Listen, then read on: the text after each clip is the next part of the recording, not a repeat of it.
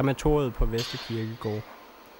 For krematoren Finn er forarbejdningen af de døde bare endnu et job.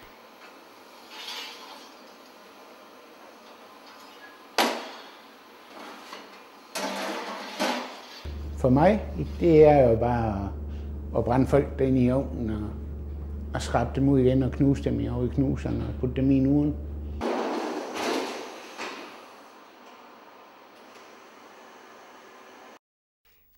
Finn har taget sine valg for at holde det upersonligt.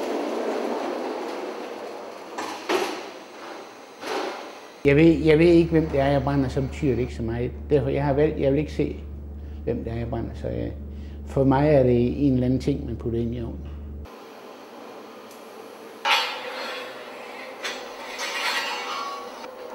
Det generer ham ikke, selvom der er dage med flere lige end andre.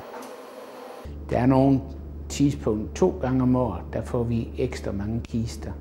Det er på grund af, at der kommer nogle forsøgspersoner fra Anatomisk Institut herovre.